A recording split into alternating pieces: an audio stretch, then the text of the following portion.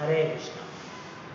तो आज के सेशन में हम कवर करेंगे Bhagavad Gita as it is chapter 10 text number 21, 22 and 23।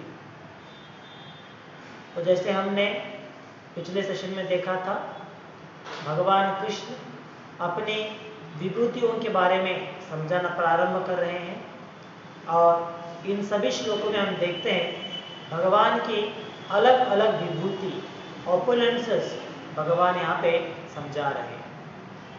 तो हम देख सकते हैं टेक्स्ट नंबर 21 से प्रारंभ करते हुए टेक्स्ट नंबर 42 तक भगवान अपने ऑपुलेंस को इस प्रकार समझाते हैं जैसे कि सभी चीज़ों में जो प्रोमिनेंट होता है, जो सबसे महत्वपूर्ण होता है, भगवान कहते हैं वो मैं हूं। जैसे कि एक एग्जाम्पल के लिए जो आगे एक श्लोक में आएगा, जहां पे एक श्लोक में भगवान कहेंगे among animals I am lion. सभी प्रकार के जानवरों में मैं शेर हूं। इसका मतलब क्या है? इसका मतलब ये नहीं कि स्वयं जो शेर होता है वो भगवान का रूप है या भगवान का कोई इनकारनेशन है, नहीं, बल्कि इस प्रकार की एक्सप्लेनेशन के द्वारा भगवान हमें समझाना चाहते हैं कि सभी चीज़ों में जो महत्वपूर्ण होता है, जो प्रोमिनेंट है, वो भगवान कृष्ण है। तो इस प्रकार भगवान की विभूति क्या है, ये यहाँ पे एक्सप्लेन किया जा रहा है। जैसे हम एक एक श्लोक डिस्कस करते जाएंगे तो ये हमें और आसानी से समझ में आ जाएगा।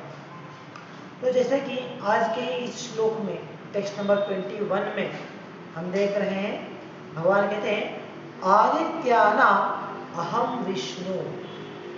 आदित्य, तो सभी आदित्यों में मैं कौन हूँ? मैं विष्णु हूँ। तो भावार्थ प्रभुपाद कहते हैं यहाँ पे देयर आर 12 आदित्यास, 12 आदित्य है। जैसे हर एक दिशा होती है तो हर एक दिशा के लिए एक प्रिडोमिनेंट डीटी होती है, एक मुख्यस्थ होते हैं, लीडर होते हैं। तो भगवान कहते हैं कि इन सभी आदित्यों में मैं विष्णु हूँ। तो इसका मतलब क्या है? सभी आदित्यों में जो विष्णु डीटी होती है वो प्रोमिनेंट है और भगवान कहते हैं कि वो मैं हूँ या मेरा वो स्थान है। इसी प्रकार आगे भगवान कहते हैं ज्योतिषाम रवि अंशुमान। ज्योतिषाम, ज्योति मतलब क्या है? जो प्रकाश फैलाता है। तो भगवान कहते हैं आसमान में इतने सारे तारे हैं, इतने सारे स्टार्स हैं जो अलग अलग क्षमता में होते हैं। तो इन सभी स्टार्स अगर हम देखेंगे, सभी जो नक्षत्र है अपने द्वारा एक ऊर्जा प्रकट कर रहे हैं, अपने द्वारा एक प्रकाश को फैला रहे हैं। लेकिन हमारे लिए, मतलब जो धरती पे है, धरती पे रहने वालों के लिए इतने सारे नक्षत्रों के बावजूद एक नक्षत्र जो है वो प्रोमिनेंट है। कौन सा नक्षत्र है वो? रवि अंशुमान। रवि, रवि मतलब जो सूर्य है। तो सूर्य, सभी नक्षत्रों में सूर्य जो है वो प्रोमिनेंट है हमारे लिए। क्यों? क्योंकि इतने सारे नक्षत्र जो धरती से इतने दूर में स्थित है, सूर्य एक ऐसा नक्षत्र है जो धरती के बहुत ही करीब में है। इसीलिए सूर्य के द्वारा जो प्रकाश हमें मिलती है, जो ऊर्जा मिलती है, वो बाकी नक्षत्रों से कहीं गुना ज्यादा है। और इस भौतिक संसार में, इस हमारी धरती के ऊपर जीव को अपना जीवन चलाने के लिए, अपनी आयु को बढ़ाने के लिए सूर्य के ऊपर हम लोग निर्भर हैं। जैसे सूर्य की रोशनी ना होगी तो हमारी जो गतिविधियां है ये बिल्कुल पूरी तरीके से बंद हो जाएगा।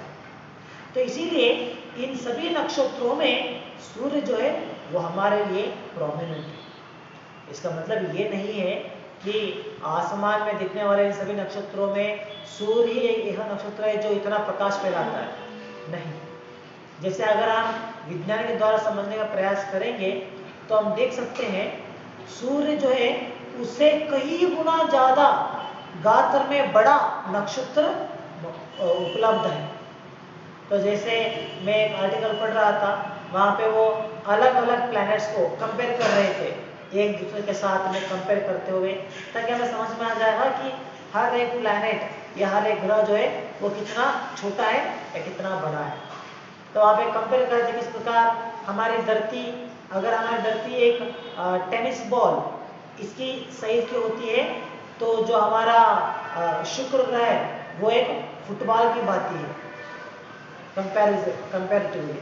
तो इसी प्रकार हमारे जो सूर्य है, हमारी सूर्य इतना विशाल है कि हमारी जो धरती है उस प्रकार के सैकड़ों धरती उस सूर्य में बस जाएंगे, उतना विशाल है सूर्य। लेकिन हमारी सूर्य सबसे बड़ा नहीं है, ये सबसे बड़ा नक्षत्र नहीं है, बल्कि वहाँ पे हमारा विज्ञान कहते हैं कि सूर्य के मुकाबले कई गुना ज्यादा, 100 गुना से ज्यादा गात्र नक्षत्र भी आसमान में।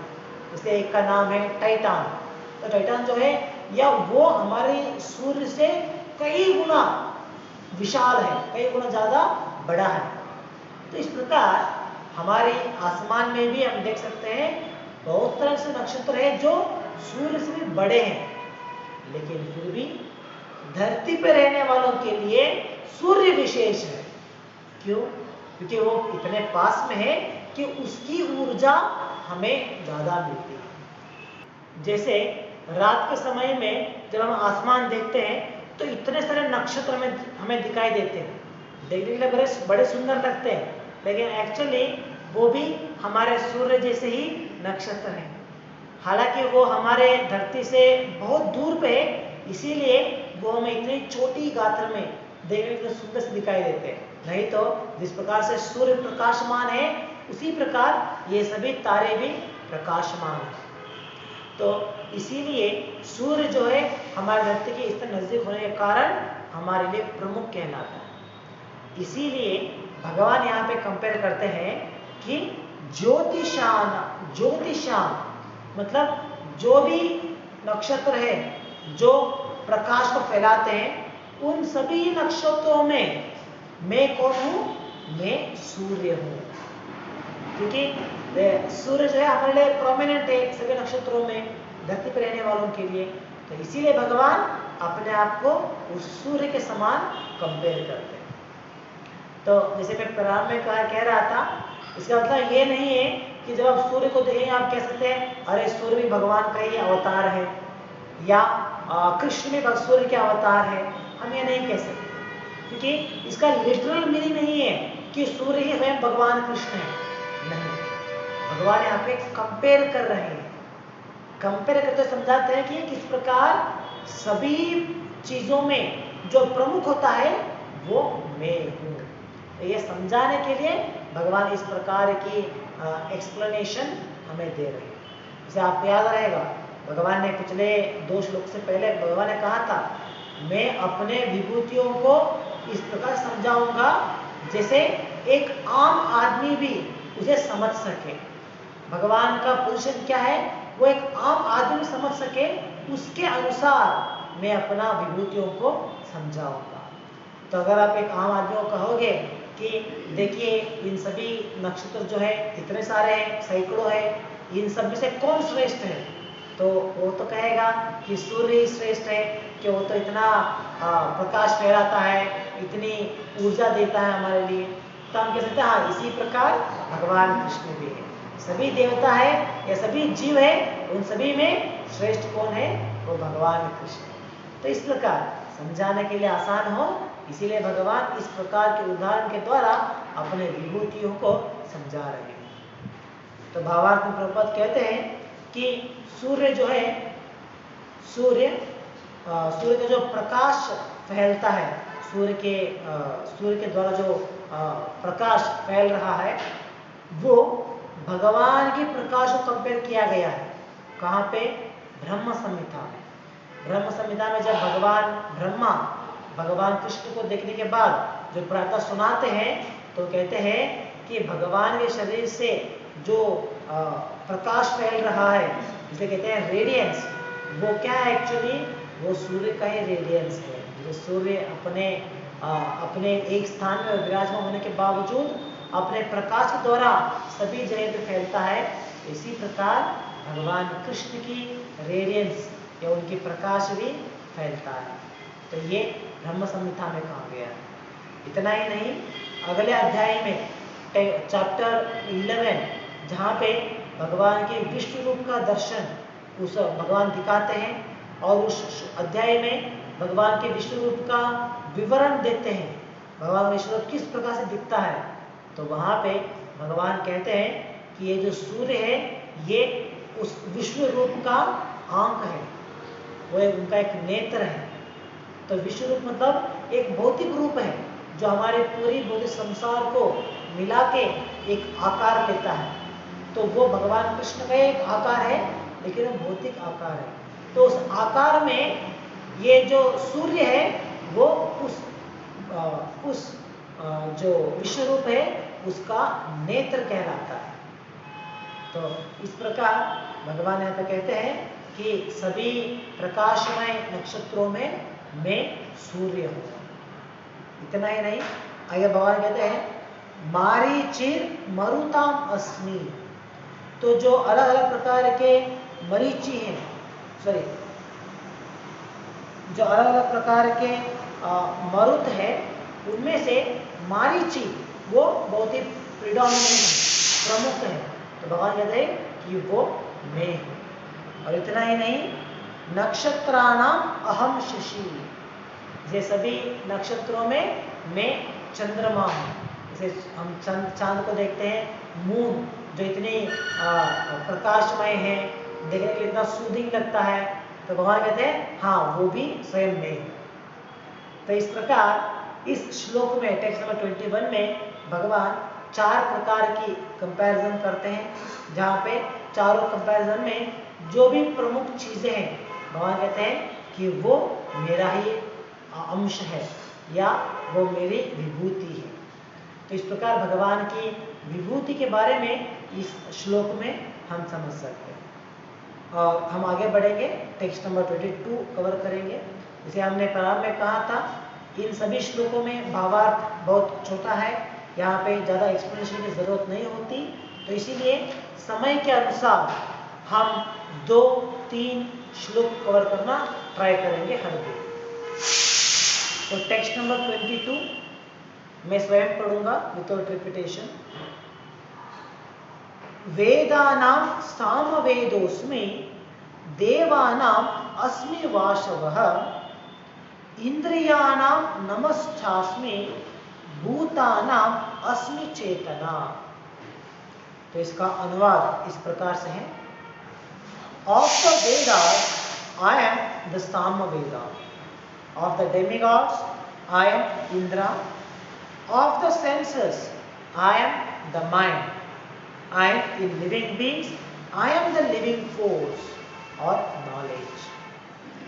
भावार्थ इस प्रकार से है, the difference between matter and spirit is that matter has no consciousness like the living entity, therefore this consciousness is supreme and eternal। consciousness cannot be produced by a combination of matter। तो इस text number 22 में यहाँ पे भी भगवान 4 प्रकार के comparison के द्वारा अपने विभूतियों को समझा रहे हैं। तो प्रारंभ में भगवान कहते हैं वेदानां सामवेदोस्मि। तो 4 प्रकार के वेद हैं। 4 प्रकार के वेद कौन कौन से हैं, किसे ज्ञात है 4 प्रकार के वेद? जैसे अथर्ववेदा, सामवेदा, ऋग्वेदा और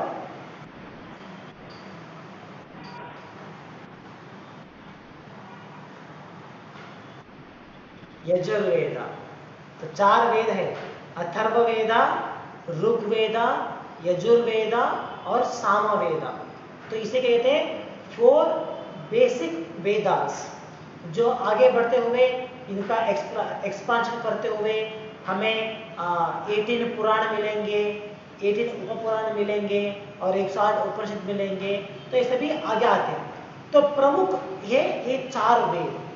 तो इन चारों वेदों में जैसे देखें तो ज्ञान के अनुसार सभी वेद समान हैं, लेकिन जो आध्यात्मिक विचारों को रखते हैं, आध्यात्मिक ज्ञान देता है, वो है सामवेद। तो इसीलिए भगवान यहाँ पे कहते हैं सभी वेदों में मैं सामवेद हूँ। ठीक है, सभी वेदों में सामवेद का स्थान सबसे ऊंचा है, हाईएस्ट है। तो इसलिए भगवान कहते हैं कि सभी वेदों में मैं सामवेद हूँ। और आगे भगवान कहते हैं देवानाम अस्मि वासवः। वासव, वासव मतलब कौन है? King of haven. तो कौन है किंग ऑफ हेवन? वो है इंद्रदेवा। तो भगवान कहते हैं देवानाम, सभी देवताओं में मैं इंद्र हूं।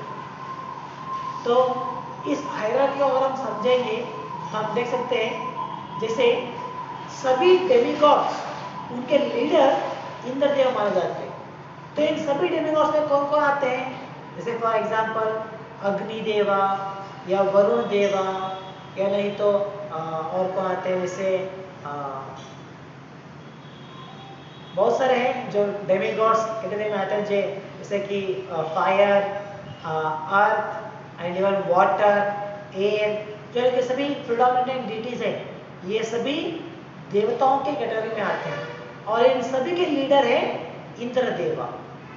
और इंद्रदेव से भी ऊपर आते हैं ब्रह्मा जी, ब्रह्मा, और साथ में शिवा, और इनके ऊपर आते हैं विष्णु।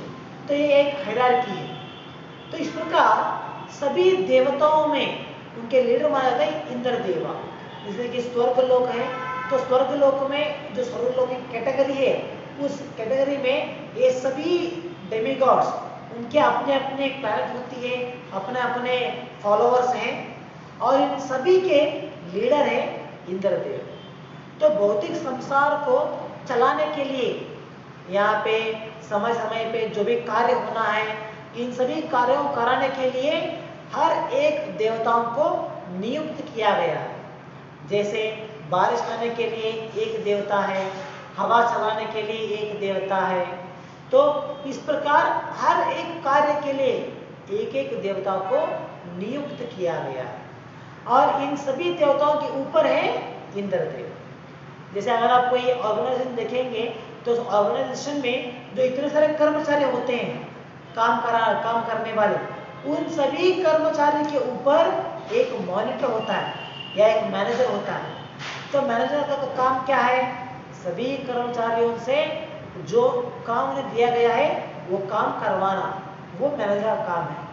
और जो भी हायर ऑर्डर आएगा, जैसे ब्रह्मा जी से कुछ ऑर्डर आएगा कि ये करना है वो करना है, तो वो जो मैनेजर है वो कराएगा बाकी लोगों से।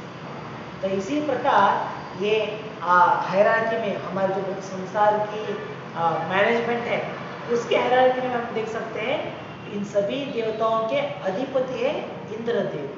तो इसलिए भगवान कहते हैं among demigods I am Indira, सभी देवताओं में मैं इंद्र हूँ। तो इसका हमें यह अर्थ नहीं उठाना है कि इंद्रा और भगवान कृष्ण दोनों भी समान हैं या दोनों भी इक्वल है, नहीं।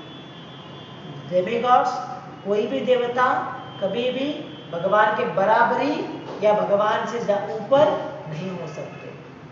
सभी देवता भगवान के द्वारा नियुक्त किए गए एजेंट हैं, जो भगवान की संस्था को चलाने के लिए सहायता कर रहे हैं, ठीक है, काम कर रहे हैं। तो ये कभी भी भगवान के बराबर नहीं हो सकते, लेकिन अपनी विभूति को समझाने के लिए भगवान हमें यहाँ पे ये एग्जाम्पल दे रहे हैं कि सभी देवताओं में मैं इंद्र हूँ, मतलब मैं प्रोमिनेंट हूँ।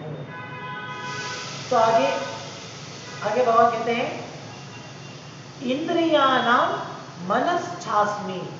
इंद्रियाणाम, जो मनुष्य के अलग अलग इंद्रिय हैं, इन सभी इंद्रियों में मनुष्य का माइंड या मन। क्यों? क्योंकि हम देखते हैं हमें अभी 10 प्रकार की इंद्रिय हमारे पास। 10 प्रकार की इंद्रिय कौन कौन से हैं? 5 कर्मेंद्रिय हैं और 5 ज्ञानेंद्रिय हैं। तो 5 कर्मेंद्रिया और 5 ज्ञानेंद्रिया, 10 इंद्रिय हो गए। इन सभी इंद्रियों के स्वामी या लीडर है हमारा माइंड। तो हमारे माइंड जो है वो सभी इंद्रियों को कंट्रोल करता है, एक्चुअली उसका हैंडल करता है। और माइंड के ऊपर है इंटेलिजेंस और उसके ऊपर है हम, मतलब आत्मा। तो इस प्रकार शास्त्रों में एक विवरण आता है जहां पे कुछ भागों में मन को भी एक इंद्रिय का स्थान दिया जाता है। तो इसके द्वारा हम समझ सकते हैं मन, इसे इंद्रियों का एक भाग भी समझ सकते हैं, या नहीं इंद्रिय से बाहर है ये भी समझ सकते हैं। तो अलग अलग संदर्भों में अलग अलग तरीके से मन को दर्शाया गया है। शास्त्रों में कुछ भाग में हमारा मन को भी एक इंद्रिय कहा गया है, और शास्त्रों में कुछ भाग में हमारे मन को इंद्रिय का दर्जा नहीं दिया गया। तो दोनों प्रकार के संदर्भ के अनुसार उसका इस्तेमाल किया जाता है। तो हमें यहाँ पे समझना है कि सभी इंद्रिय जो है वो हमारे मन के अंडर ही काम करते हैं। जैसे मान लीजिए जब आप बाहर कभी घूमने के लिए जाते हैं, तो घूमने जाने के समय क्या होता है, जैसे आप एक कोई स्टॉल देखेंगे, कोई दुकान देखेंगे जहाँ पे कुछ चटपटिया खाना बन रहा है, तो आंख क्या करेगा, वो देखने के बाद मन को सिग्नल भेजेगा कि हाँ यहाँ पे एक दुकान है, यहाँ पे कुछ चटपटिया मिल रहा है। तो जैसे वो मन को जाएगा, मन क्या करेगा, वो डिसाइड करेगा कि मुझे इसे स्वाद लेना चाहिए या नहीं लेना चाहिए। माइंड डायरेक्ट करेगा। और अगर मन को लगा कि नहीं मुझे जो खाना है उसका स्वाद लेना है, तो क्या करेगा, मन जो है वो डायरेक्ट करेगा पूरी इंद्रियों को। जैसे पाँव कहेगा वहाँ पे चल के जाना है, और हमारे जीभ कहेगा कि तुम्हें उसे बात करके उसे लेना है, उसे टेस्ट करना है। तो इस प्रकार हमारा मन जो है वो सभी इंद्रियों को नियंत्रण करता है कि क्या करना है क्या नहीं करना है। इसीलिए गीता में भगवान कहते हैं अगर हमें इंद्रियों को नियंत्रण करना है तो हमें क्या करना चाहिए, पहले मन को नियंत्रण करना है।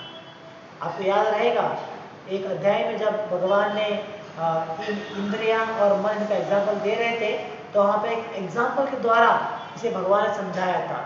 जैसे कि एक रथ में जो सारथी बैठा है, तो उसके साथ साथ एक ड्राइवर भी है। तो रथ का जो ड्राइवर है वो हमारी बुद्धि को कंपेयर किया गया है, और उस रथ में जो 5 घोड़े हैं उन्हें हमारे इंद्रियों को कंपेयर किया गया है। और जो रस्सी है जिसके द्वारा वो जो ड्राइवर घोड़ों को कंट्रोल कर सकता है, उस रस्सी को माइंड को कंपेयर किया गया है। तो इसीलिए भगवान वहाँ पे कहते हैं कि अगर हमें हमारी इंद्रियों को नियंत्रण करना है तो उसके लिए पहले हमें हमारी मन को हमें कंट्रोल करना होगा, माइंड को ट्रेन करना होगा, तब जाके इंद्रियां अपने आप कंट्रोल में आ जाएंगी। क्योंकि इंद्रियां इंडिपेंडेंटली काम नहीं कर सकते, अलग से काम नहीं कर सकते। इंद्रियां जो है हमेशा मन के अधीन में ही काम कर सकते हैं, और जैसे मन कहेगा वैसे ही इंद्रिय सुनेंगे। तो इसलिए अगर इंद्रियों को नियंत्रण करना है तो हमें मन को नियंत्रण करना होगा। जैसे एक भक्त अपने इंद्रियों अपने मन को नियंत्रण करता है। वो कहता है कि हाँ मुझे बाहर खाना नहीं खाना चाहिए, मुझे जो मांसाहार है उसे नहीं खाना चाहिए। तो भक्त अपने माइंड को ट्रेन कर देगा। तो जैसे उनका माइंड ट्रेन हो जाता है तो क्या होता है, अगर एक भक्त के सामने कोई मांसाहार का थाली भी लेके जाएगा तो भक्त तो नहीं लगेगा अरे इतना अच्छा है, इतना अच्छा लेग पीस है तो मुझे खाना चाहिए, उसका मन नहीं लगेगा। क्यों?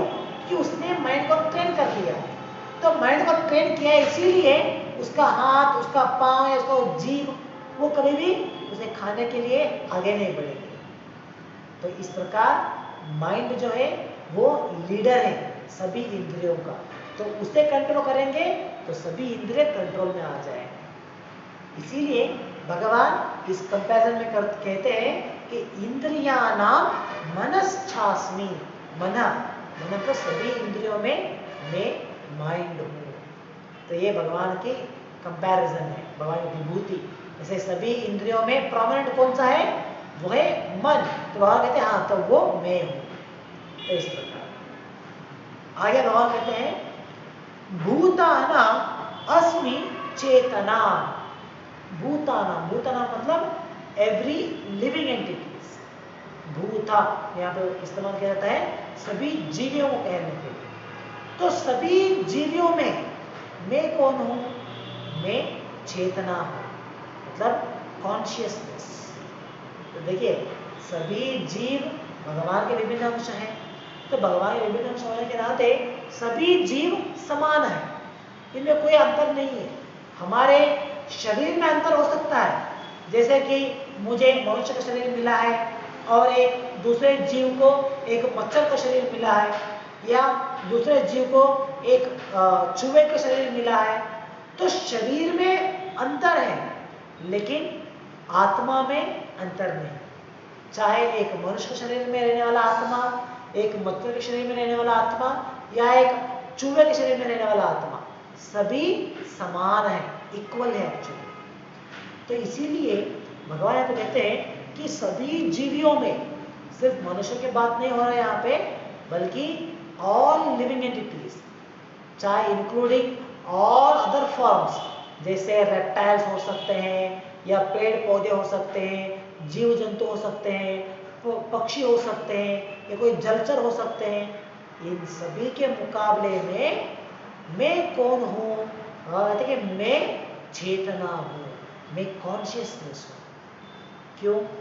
क्योंकि सभी जीवी आध्यात्मिक दृष्टिकोण से तो समान है, इनमें कोई भी श्रेष्ठ नहीं, कोई भी नीच नहीं है। तो भगवान यहाँ पे एग्जांपल दे रहे हैं कि जो भी कंपैरिजन आएगा उनमें से जो प्रमुख है वो मैं हूँ। तो जब सभी जीव आध्यात्मिक दृष्टिकोण से समान है तो भगवान पे कंपेयर क्या करेंगे? इसलिए भगवान कहते हैं कि मैं उनका चेतना हूँ, कॉन्शियसनेस हूँ।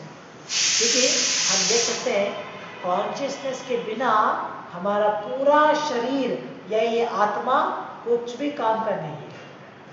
तो कॉन्शियस मतलब क्या है यहाँ पे? जैसे कहते हैं प्रज्ञा। जैसे अभी मैं अभी बैठ के बात कर रहा हूँ, मैं आपको कुछ सुना रहा हूँ, अगर कहीं से एक मच्छर आके मेरे पाँव के ऊपर बैठेगा और मुझे काटेगा तो इमीडिएटली क्या होगा, मुझे वो पेन फील होता है कि हाँ यहाँ पे कुछ काट रहा है मुझे, तो इमीडिएटली मुझे वहाँ पे देखता हूँ, उसे भगाता हूँ।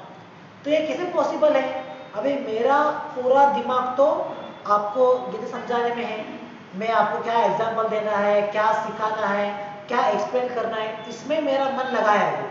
और मेरा नेत्र तो कैमरा देख रहे हैं, स्क्रीन देख रहे हैं, तो मैं इस प्रकार किसी मेरे पाँव के ऊपर मेरा लक्ष्य नहीं जाता। लेकिन फिर भी जब एक मच्छर काटता है तो इमीडिएटली मुझे मालूम पड़ता है, एहसास होता है कि यहाँ कुछ काट रहा है। कैसे होता है पॉसिबल? क्योंकि it is because of consciousness. हमारी पूरी शरीर में कॉन्शियसनेस या चेतना फैला हुआ है। और ये चेतना कैसे फैला हुआ है? क्योंकि इस शरीर के अंदर आत्म का वास है, मेरा वास है, तो इसीलिए इस पूरी शरीर में कॉन्शियसनेस स्प्रेड हुआ है। तो इसी कारण मेरे शरीर के किसी भी भाग में और कुछ भी काटेगा तो मुझे तुरंत मालूम पड़ जाएगा। तो इस चेतना के बिना, इस कॉन्शियसनेस के बिना ये पूरा शरीर कुछ भी काम कर नहीं है, ये कुछ भी कार्य नहीं कर सकता।